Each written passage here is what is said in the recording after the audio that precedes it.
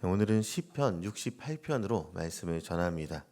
오늘 이 시는 이제 유대교 전승에 따르면 오순절에 낭송하는 대표적인 시였다 이렇게 보게 됩니다. 오순절은 칠칠절이라고도 불리는 절기이고요. 이스라엘 백성이 시내산에서 그 하나님의 율법, 그러니까 토라를 받은 것을 기념하는 아주 중요한 절기가 되는 것이죠. 그러면 이 율법을 받은 날에 이 전쟁의 노래를 왜 부르게 되었는가? 여기에 대한 고민을 해봐야 할 것입니다. 말씀 7절과 8절에 보니까 하나님이여 주의 백성 앞에서 앞서 나가사 광야에서 행진하셨을 때 땅이 진동하고 하늘이 하나님 앞에서 떨어지고 저 신의 산도 하나님 곧 이스라엘 하나님 앞에서 진동합니다라는 그런 구절이 나오는 것을 봅니다. 그러니까 하나님께서 신의 산에 강림하시던 그 떨리는 순간을 생생하게 묘사하고 있는 것이죠. 또 17절에 보니까 하나님의 병거는 천천히요 만만이라 주께서 그 중에 계심이 신의 산 성소에 계신갑도다 이렇게 노래하는 것을 보게 됩니다. 그러니까 이 68편의 이 내용은요 신의 산 언약의 영광스러운 기억 자체를 담으면서 노래하고 있다 이렇게 볼 수 있는 것이죠. 유대인들은 이 오순절에 20편을 읽을 때마다 율법을 주신 사건이 단순한 법조문 전달이 아니라 죄와 혼돈의 세력을 꺾으시고 또 하나님의 백성을 구원하신 위대한 승리였음을 기억하면서 찬양하게 되었다는 것입니다. 그래서 율법은 승리의 왕이신 하나님께서 백성에게 주신 사랑과 은혜의 선물로서 여겨지게 되었다는 것이죠. 이 배경을 우리가 생각해 보면서 이 승리의 노래가 어떻게 시작하게 되는지 같이 한번 읽어가 보시길 원합니다. 먼저 1절을 보니까 시작하는 내용이 있는데요. 어떤 내용으로 1절을 시작하는지 같이 한번 읽어보도록 하겠습니다. 하나님이 일어나시니 원수들은 흩어지며 주를 미워하는 자들은 주 앞에서 도망하리이다. 아멘. 여기서 일어나사라는 말에 좀 주목해서 보겠습니다. 하나님이여 일어나소서라고 외칠 때에 그 다윗의 머릿속에는요 이스라엘의 역사가 계속해서 떠오르고 장면이 계속해서 떠올랐을 것입니다. 바로 민수기 10장 35절의 말씀이 좀 기억이 날 것인데요. 이제 괴가 떠날 때에는 모세가 말하기를 여호와여 일어나사 주의 대적들을 흩으시고 주를 미워하는 자가 주 앞에서 도망하게 하소서 이런 내용이 이제 민수기 10장 35절에 기록되어 있습니다. 이 구절은요 광야 시절에 이스라엘 백성이 행진을 시작하게 될 때 언약궤 앞에서 모세가 외쳤던 내용이 바로 이 내용인 것입니다. 그러니까 언약궤는 보이지 않는 하나님의 임재와 통치를 상징하는 거룩한 성물이죠.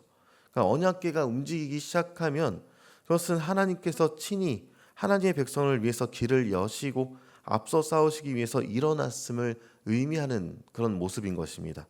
모세의 이 기도는요 하나님의 행동을 촉구하는 간절한 요청이면서 하나님께서 일어나시기만 한다면 모든 대적들을 흩으실 것이고 모든 문제가 해결될 것이다라는 절대적인 믿음의 선포가 이 민수기의 모세의 선포였습니다.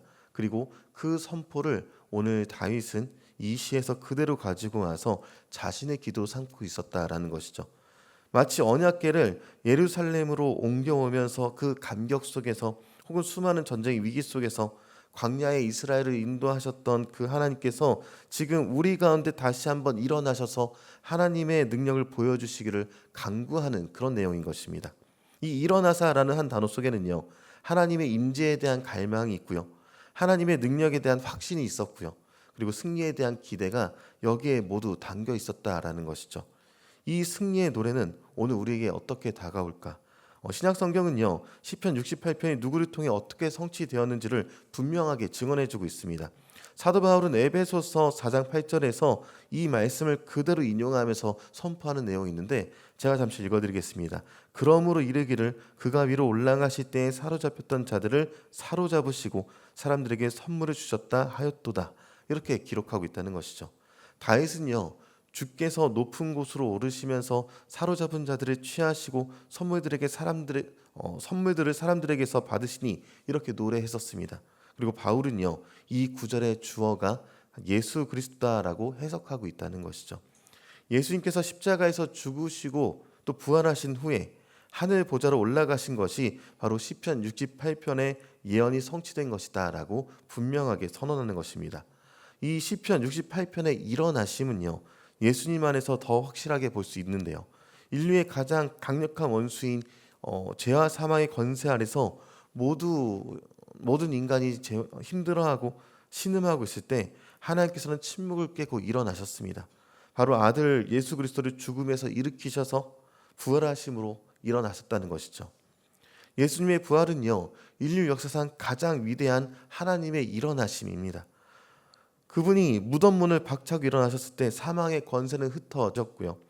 또 사탄의 참소는 힘을 잃었고요. 우리를 미워하던 율법의 정죄는 도망갔습니다. 더 나아가서 부활하신 주님은요, 하늘로 오르셔서 승리의 왕으로서 하나님 우편에 앉으셨다라고 우리는 알고 있죠. 그리고 승리의 전리품이 선물을 그의 백성, 그러니까 이 교회들에게 나눠 주셨습니다. 유대인들이 오순절에 율법을 선물로 받은 것을 기념했다면 우리는요, 승천하신 그리스도께서 약속하신 성령님을 오순절에 선물로 주셨죠. 그리고 그 성령을 통해서 교회의 각양각색의 은사를, 그러니까 선물을 주셔서 서로를 세우게 하시고 하나님 나라를 확장하게 만들어 주셨습니다. 그렇기 때문에 이 시편 68편은요, 더 이상 먼 과거의 언젠가의 노래가 아니라 함께 부르게 된 노래다라는 것입니다. 예수님의 부활과 승천을 통해서 승리하신 하나님의 위대하심을 노래하는 찬양이 된다는 것이죠. 우리는 더 이상 죄와 죽음의 포로가 아니라 승리의 왕이신 주님과 함께 행진하는 하늘의 백성이다, 이렇게 볼 수 있습니다. 주님 우리에게 성령을 선물로 주셨고 세상을 이길 힘과 능력도 주셨습니다. 삶의 문제 앞에서 무력하게 느껴지게 될 때마다, 불의가 판을 치는 세상 속에서 낙심될 때마다 우리는 다윗처럼 모세처럼 믿음으로 주님께 구할 수 있게 된다는 것이죠. 이 믿음으로 날마다 승리하는 행진에 동참하는 저와 여러분이 되시기를 주님의 이름으로 축원합니다.